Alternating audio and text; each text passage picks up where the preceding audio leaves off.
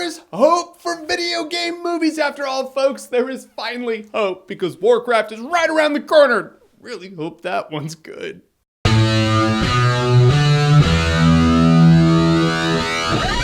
Ratchet and Clank. So Ratchet and Clank is a CGI animated movie based off of the Ratchet and Clank video game for Sony PlayStation. This one is directed by the director of Dylan Dog starring Brandon Routh. Yeah, you didn't mishear that. That's a real thing. Long story short, Ratchet is a nobody. He has hopes, he has dreams. He's a super baddie asshole in the galaxy who has this big device that blows up planets, so now Ratchet has to step up and stop super baddie asshole. Only thing is, we've seen Star Wars and The Force Awakens, so this shit just doesn't impress me much, because both did it better, that's all I'm saying. What happened with this movie? Where did we go wrong? How did we go wrong? How can you take a formula that's just been laid out for you? It's like on a silver platter, like, here's the Ratchet and Clank formula, now just translate it to film. Turns out the movie feels like it's directed by the director of Dylan Dog starring Brandon Routh. I say the formula being laid out is a good thing because, all right, here is a snap. Here's a picture of Metacritic. This is Metacritic now. This isn't Rotten Tomatoes. Spot the Ratchet and Clank movie. You have 1 second to do it. Not gonna be that hard. You know why? Boom! It's the only red among all the green. Yeah, red, that's bad. Green, good. Thing is, this movie's boring. It's a snooze. Nothing was interesting to me. It's based off of a video game. Video games are fun. Where's the fun? Where's the excitement? Where's the heroism? Right, granted, this movie did have a couple of heroic parts. I'll give you that. In the last act of the movie, it finally started stepping it up. Too little too late at that point, but it did start. The excitement doesn't start until about halfway through this movie. Excitement is a comparative term. Really, they're action sequences that aren't that exciting. I thought Ratchet was an alright character. It's a formula that's been done and it's worked before, so why wouldn't it work now? Ratchet and Clank together, that's a good duo on paper and in all the games that came before this movie. This movie had fan service for the games for sure. And I like seeing all the Easter egg fan servicey things, but that's not what makes a movie good. That's just fan service. Does nothing for the narrative of a movie. Or this is what it felt like to me. All right, you know when your friend or brother, I was a younger brother, so this is an easy comparison for me. You know when someone ball hogs the TV and just starts playing a game and you're just forced to sit there and watch them play a game, but really you're not connected to the experience because it's not your experience, it's their experience. It really felt a lot the same way. I felt like I was watching someone else play a game that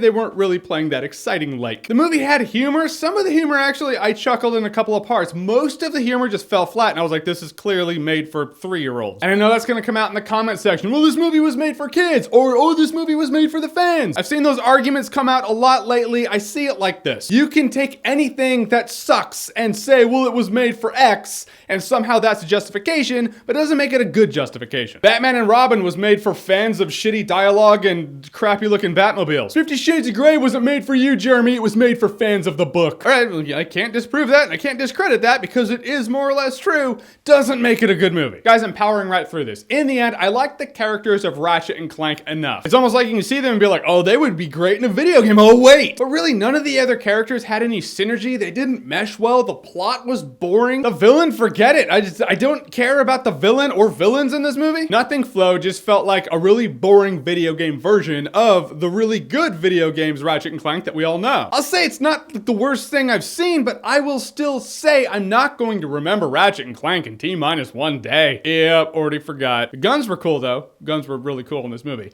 They're more fun to use in the game because that's what they're from, so just play the game. That's my point. All right, guys, so Ratchet and Clank, have you seen it? What did you think about it? Or if you refuse to do that because you want to hold Ratchet and Clank as still being the games that you know and love, what's your favorite Ratchet and Clank game? Whatever it is, whatever you think, comment below, let me know. And as always, if you like what you've seen here and you want to see more, click right here to see more.